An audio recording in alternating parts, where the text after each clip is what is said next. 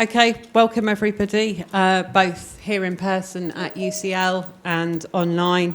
Thank you for joining us for the Future of the UK Demographic System.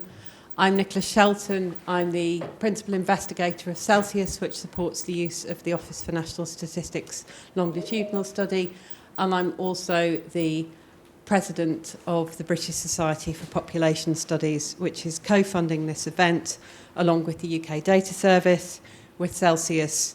ESRC funds both UK Data Service and Celsius, and also the Office for National Statistics and UCL have provided funding to organise this event today. I'm now going to hand over to Professor Oliver Duke-Williams, also from UCL. He's the Director of Census Services in UK Data Service, Professor of Population Information at UCL, and is one of our co-organisers. Thank you. I'm mainly here to do the sort of housekeeping announcements and set up for the day. For those of you who are here in person, the nearest toilets are, if you turn left out of the door and go downstairs, there are toilets there. Disabled toilets on the same floor, just turn left. There's also toilets if you turn right and go sort of past the seating area and along the corridor. There are toilets that way as well. We're not expecting a fire drill, so if the fire alarm sounds, we'll exit orderly and follow the building staff directions.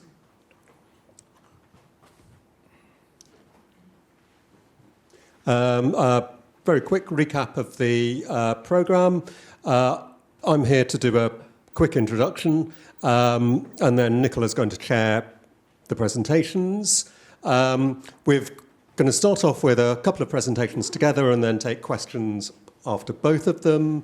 Then we'll have a quick break, and then we've got two more presentations which we'll have questions immediately after the presentations in each case.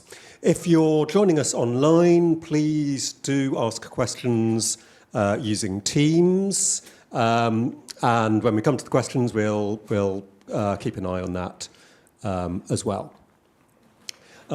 Before we do that, however, I have got another activity, which hopefully will work, which is a sort of very quick information gathering activity, and we're going to have another one of these at the end of the day.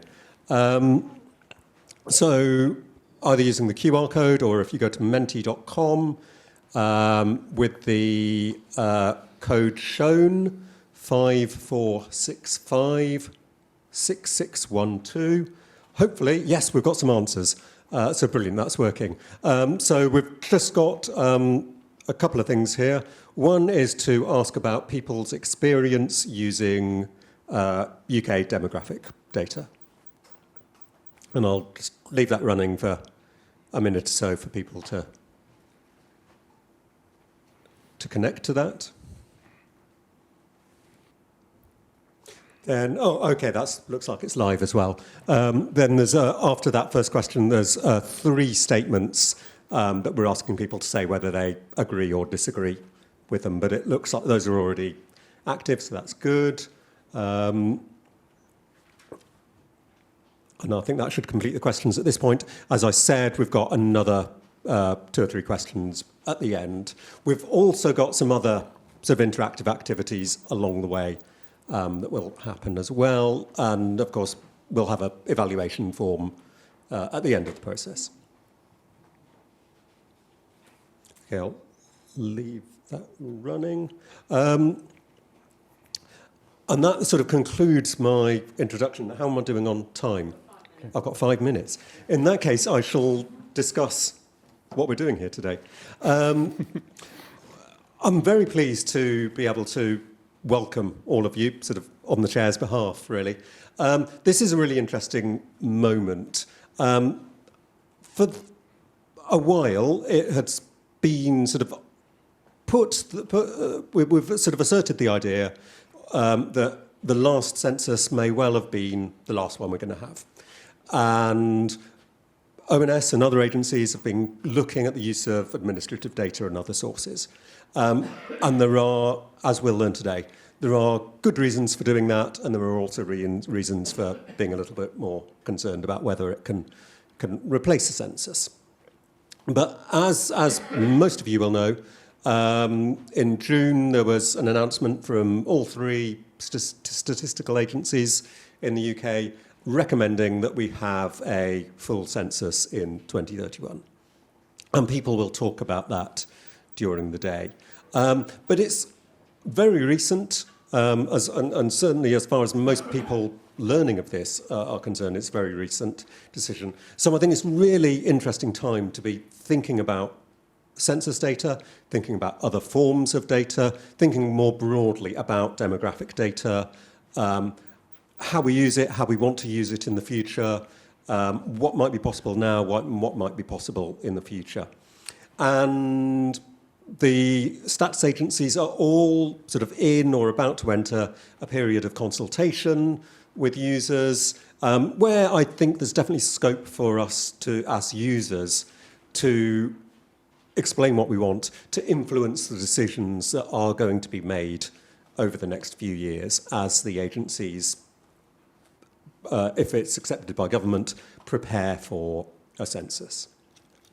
And as we'll learn in the presentations today, a lot of thinking has already taken place about what's going to happen if we have a 2031 census. But there's still a huge amount of thinking to be done. Just yesterday, we had a workshop meeting with ONS about how we can use administrative data in the running of a census, as well as an alternative source of data. So there are really interesting questions to consider there. And there are other consultations and meetings that are going to happen looking at other aspects of how we run a census. The stats agencies are really in a listening mode and wanting people's ideas from people like you who are largely specialists in this sort of data. So I'm really looking forward to all the presentations we're going to have today. I think I'm ready to hand over. 1 minute, yes. Quickly think of a joke or something.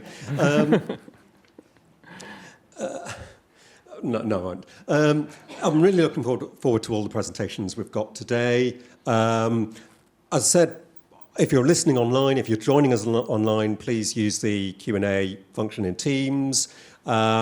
If you're in person, please ask questions when prompted by the chair, and we'll sort of mix between people being online asking questions and people in the room asking questions. If you are joining us online, we'll be able to unmute you and put you on camera if you want for you to ask a question. Otherwise, we'll read out the question from the Teams app.